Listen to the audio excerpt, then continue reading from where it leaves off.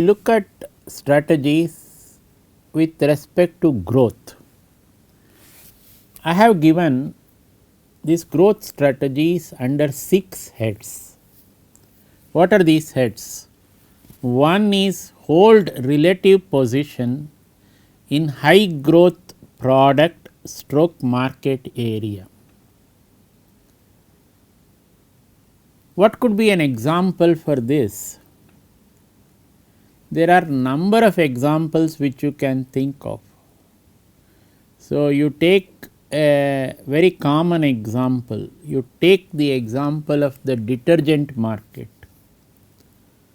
One of the well known companies which is operating in this detergent market is the Hindustan Lever. So, has come out with wonderful products. So, your Surf Excel Matic which you are seeing, whether it is for the washing machines of the front load or the top load. First it used to come in the form of powders, now it is coming in the form of liquid also. It is also, there is one more attachment which is coming in, which is coming in the form of giving shining to your clothes, that is having a different tag name altogether. So, in all these high growth product or market area, if you are the leader, which Hindustan Lever is, what does the company aim to? The company aims to keep its leadership position. It would not like to get displaced. So, it will strive hard to keep the leadership position. Not only does it want to keep its leadership position, it would always be continuously looking at increasing its market share in the high growth market. Why you are looking at increasing your market share in the high growth markets? That is the where the profits that you are going to get also will be substantially higher. Suppose the market has become mature. What do you mean by the markets becoming mature? That is, there are number of players who are manufacturing the same product, which is happening right now with respect to these washing powders. You are having so many washing powders. So, it is, if you do not want to use Surf Excel Matic, you have so many other alternatives like Ariel, all those types of things. So, this is when you are looking at those different markets, players coming into the market, they are also taking away some share of this high growth market. So, when the market becomes mature, how do you increase your market share in mature markets? It is quite a challenge. So, you should be able to convert some non-users of the product into users of your product. I am just mentioning a few things. We will be discussing it in more detail when we go along. This is one of the ways a company seeks to grow in this type of a competitive market. The fourth one is to hold strong relative position in mature market, use excess cash flow funds to effect penetration with existing product line, that is multinational market. What does it mean? You are asking the company, or the company is trying to go beyond the borders of your country. It says, why not I become international. So, instead of concentrating only on the Indian market, why not I concentrate on the markets outside? This is what is happening especially with respect to IT companies.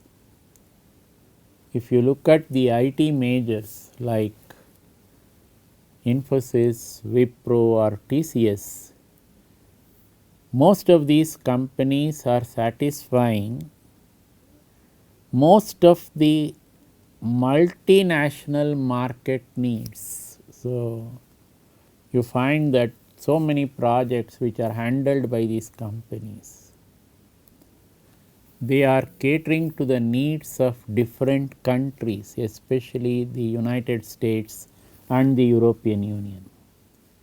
The fifth one is as in 4, with respect to new products stroke markets domestically. Suppose you find that the product that you are developing has been very successful in the international market, you may like to offer that in the domestic markets also. This is what many companies did with respect to banking software. Okay.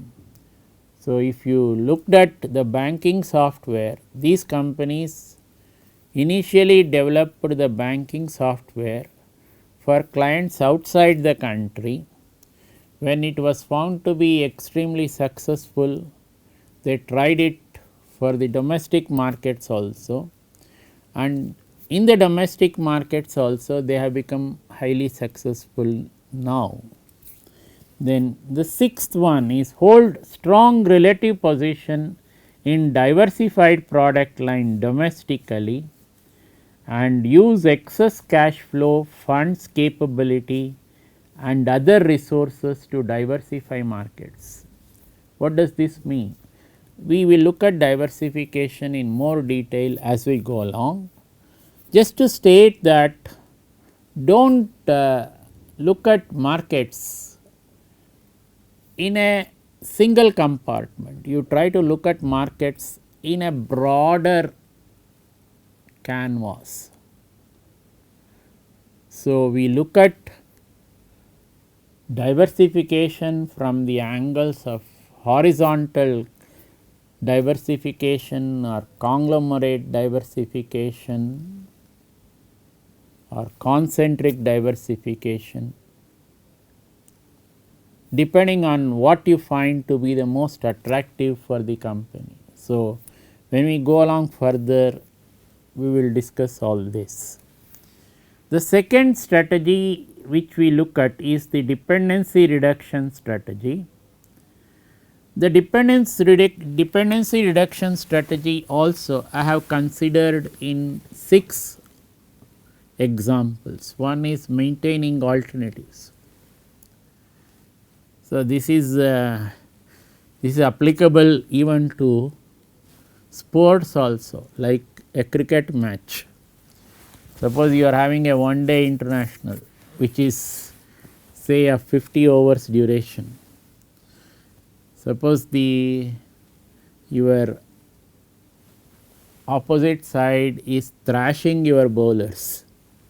Now, what is the type of strategy that you would like to adopt? Suppose you find that your bowlers are very effective in containing the opposite side, then what is the type of strategy that you would like to adopt? Similarly, with respect to organizations also, suppose the markets are highly responsive to the products that you have put out, then that is one method. Suppose the market demands are changing or likely to change, this is what is called getting market intelligence. So, you should be able to have market intelligence, and this market intelligence helps you to maintain alternatives. When you do this market intelligence effectively, it also helps in building a positive image about the company. So, this is the second all dependency reduction strategy. Suppose you have a positive image in the market, then you can be more or less sure that customers will come to you. So, take for example a food chain like MTR has a very high positive image.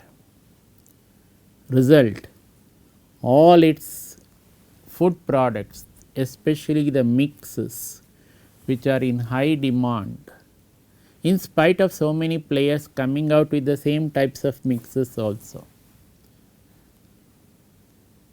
the company has been able to create this positive image which is helping them in the market through all these years. Then direct confrontation, that is the third dependency reduction strategy.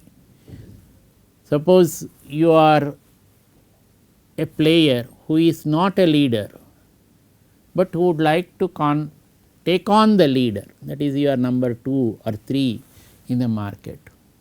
You would like to move to number 2 or number 1 slot.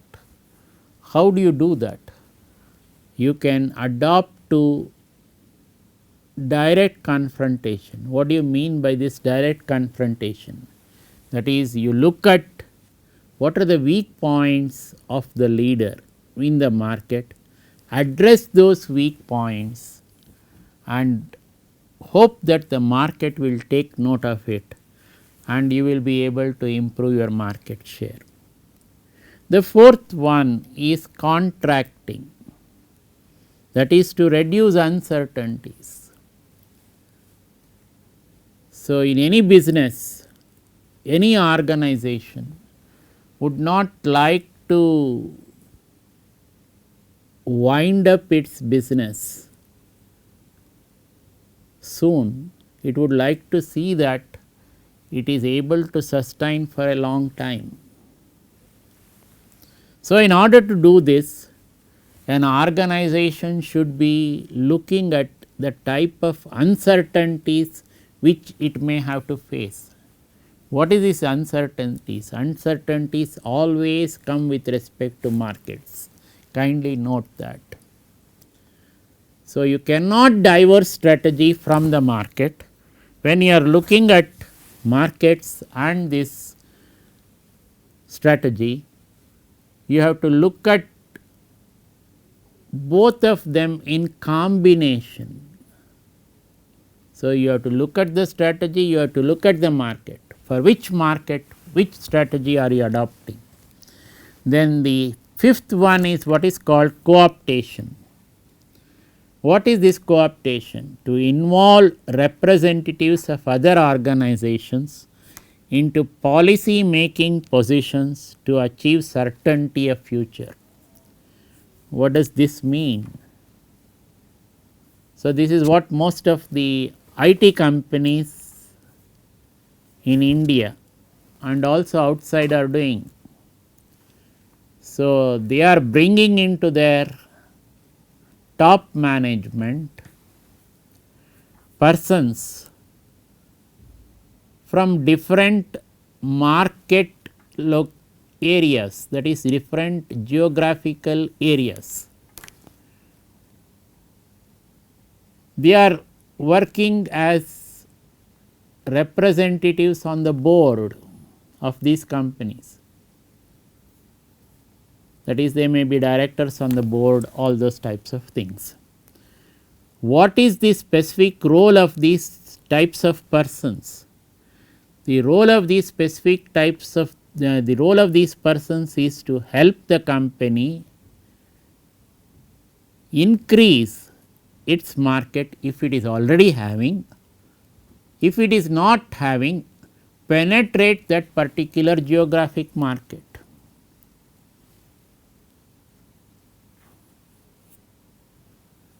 So, in order to do this, you find that in many of the major IT companies you have representatives from the different countries in which country markets in which they are operating.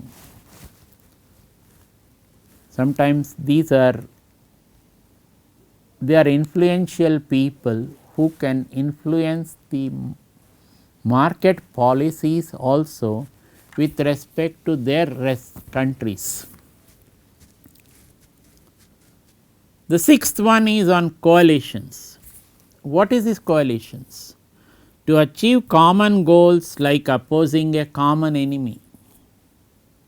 Sometimes you may find that you are a small player in the market and there are so many bigger players in the market, and the size of your company by itself cannot pose a challenge to this.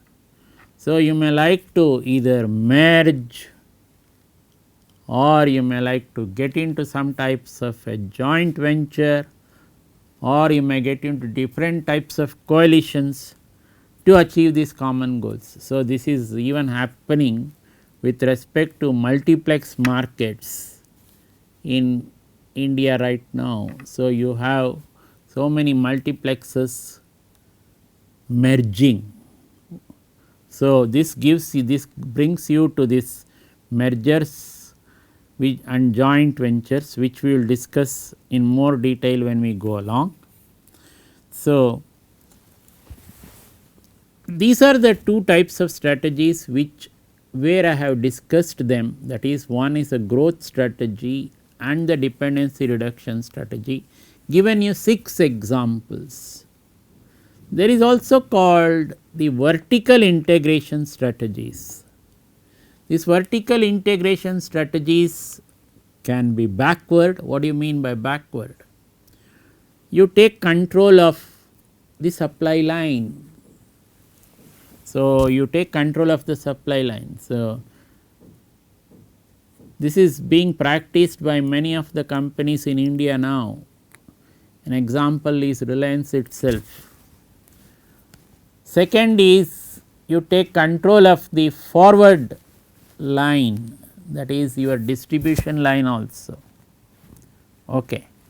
So, you take the control of the backward line, you take the control of the forward line. So, when you take the control of both backward and forward, then the entire linkages, this is called the supply chain linkages, are under the control of the company. But there is a certain amount of risk that is involved.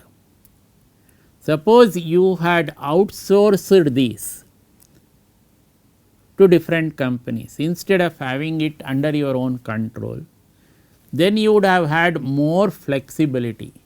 By bringing in all this under your own umbrella, there is a risk of loss of flexibility as well. So, if you look at the present day IT companies, what is it that they are doing? Everything is outsourced, payroll is outsourced, so transport is outsourced, catering is outsourced. So, nothing. So, the company concentrates only on providing these services with respect to IT. So many of these other things which are essential for running the organization, but which can be profitably outsourced, that is, you are not using your manpower. It will also help so many of these other companies to come and fulfill this need with respect to this major company. So, take any major IT major in the country, you will have so many of these different companies helping them out with respect to all these services, whether it is transport or catering, etc. Now, there is another type of strategies, that is called generic strategy. This generic strategy was given by this Michael Porter.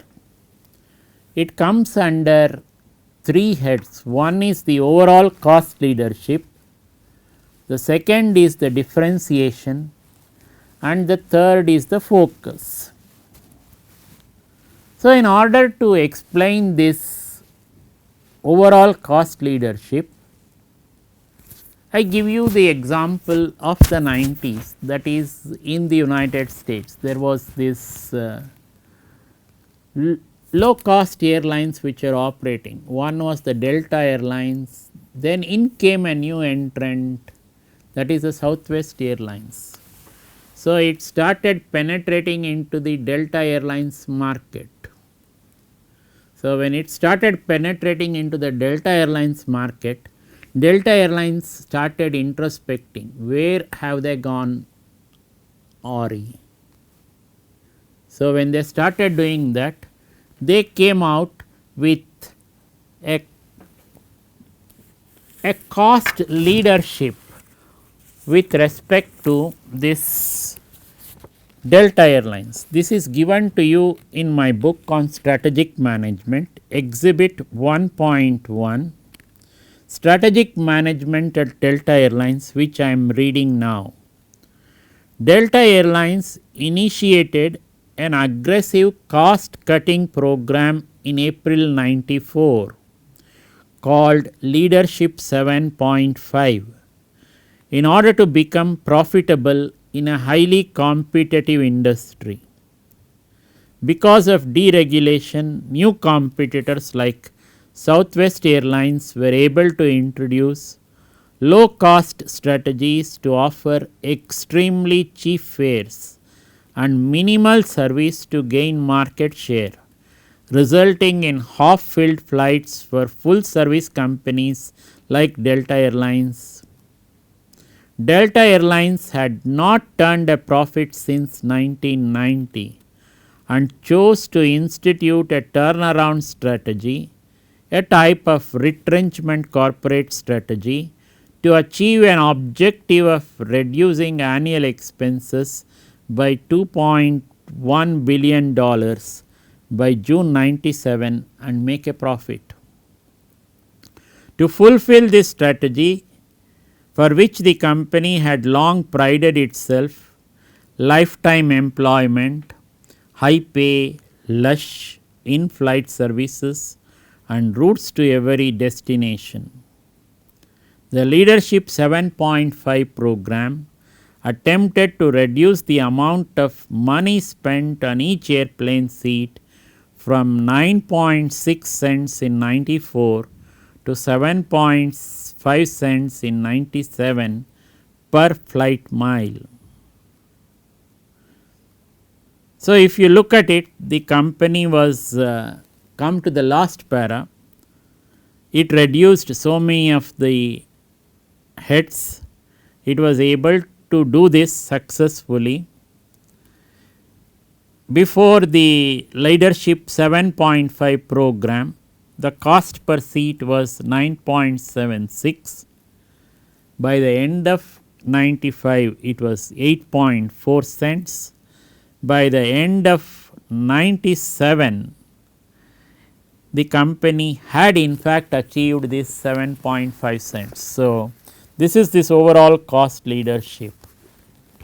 Then the second head which Porter describes is what is called, how do you differentiate your product from the competitor's product.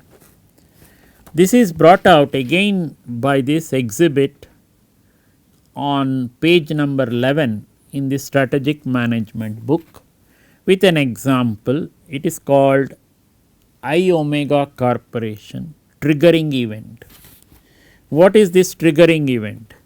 I Omega Corporation is a successful manufacturer of computer storage devices.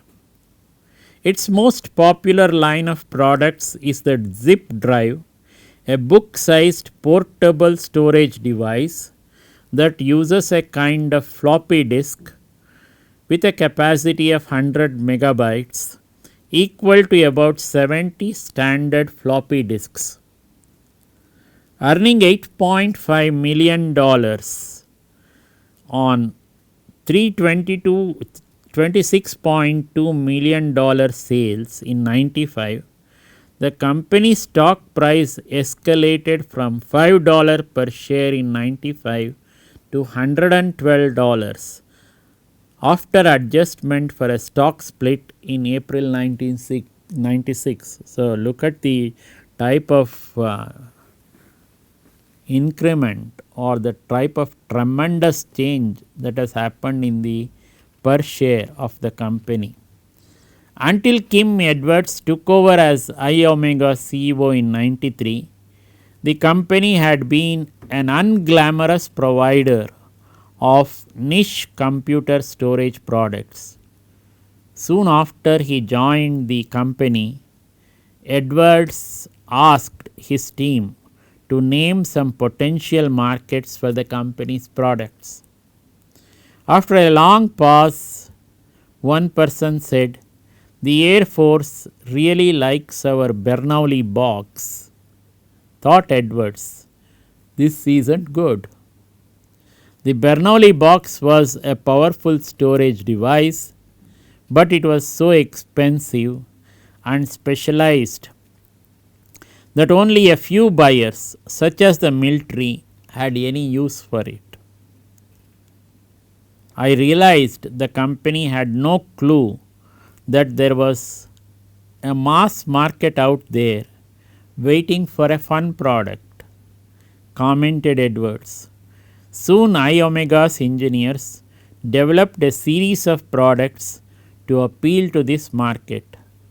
The zip drive, the Ditto tape backup system, and the Jazz removable hard drive, which holds 1 gigabyte of data, 10 times as much as the zip. This is a type of differentiation and the type of focus which this company has been able to bring into the market. So, some more on these mergers and joint ventures we will look at when we go along. We stop here, we continue in the next class. Thank you.